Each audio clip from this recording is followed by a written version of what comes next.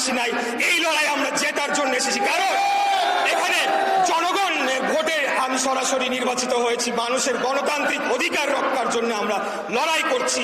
এই লড়াই থেকে আমরা কোনোভাবেই ফিরে আসার, পেছনে আসার কোনো সুযোগ নাই। যে আমরা চাই আলাপ আলোচনার মাধ্যমে বাংলাদেশের গণতান্ত্রিক উত্তরণের যে প্রক্রিয়া শুরু হয়েছে সেটিকে আমরা সমর্থন করি এবং আমরা চাই না যে সেটি কোনোভাবে বাধাগ্রস্ত হোক। কারণ আমাদের মূল উদ্দেশ্য হচ্ছে বাংলাদেশে একটা জাতীয় সুস্থ সঠিক অংশগ্রহণমূলক জাতীয় নির্বাচনের মাধ্যমে জনগণের সরকার প্রতিষ্ঠা করা।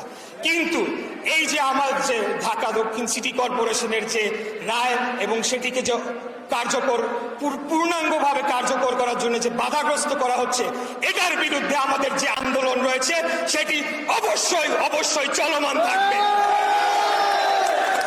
এখান থেকে ফিরে আসার কোনো সুযোগ নাই। ঠিক আছে দাঁড়া, আমি ঠিক আছে দাঁড়া।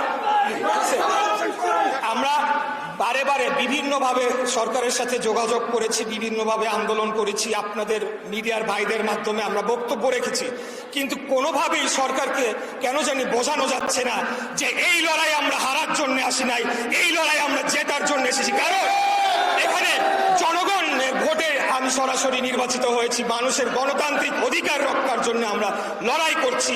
এই লড়াই থেকে আমরা কোনোভাবেই ফিরে আসার, পেছনে আসার কোনো সুযোগ নাই। তাই যত দ্রুত সম্ভব আমি সরকারকে আহ্বান জানাবো, মাননীয় প্রধান উপদেষ্টাকে আহ্বান জানাবো যে তিনি যাতে নিজে সরাসরি বিষয়টি তত্ত্বাবধান করেন এবং এই সমস্যাটি যে আজকে তৈরি হয়েছে, নগর ভবন যে একটা অচল অবস্থার মধ্যে চলে গিয়েছে, সেটার জন্য দায়ী একমাত্র স্থানীয় সরকার, যে বর্তমান স্থানীয় সরকার মন্ত্রণালয়, তার উপদেষ্টা, তার সচিব এবং অন্যান্য কর্মকর্তারা যারা বাধা দিচ্ছে।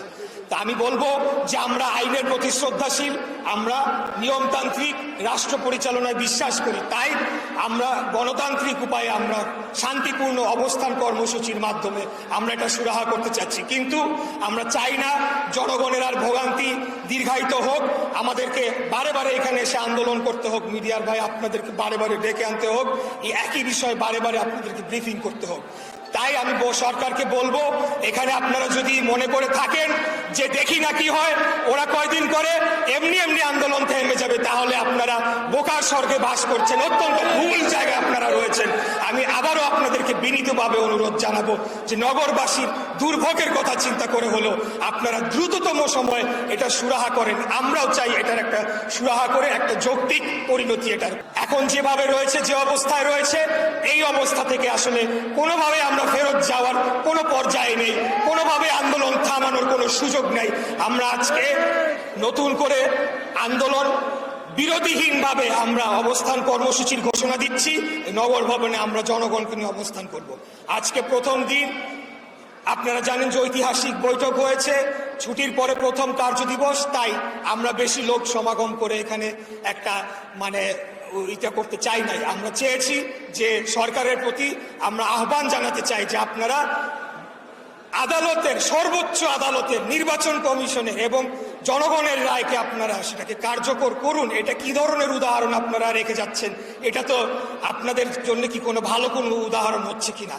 এবং আমার জন্যও এটা কষ্টকর যে আমি জনগণের জন্য দুর্ভোগের সৃষ্টি আমার করতে হচ্ছে, কিন্তু এটার একটা কারণ রয়েছে এবং সেই কারণটা হলো যে আমরা যদি এখান থেকে পেছনে ফিরে যাই তাহলে পরে একটা গণতন্ত্রের জন্য একটা আঘাত হিসাবে এই উদাহরণ সৃষ্টি হবে, যেটা আমরা কোনোভাবেই আমরা হতে দিতে পারি না।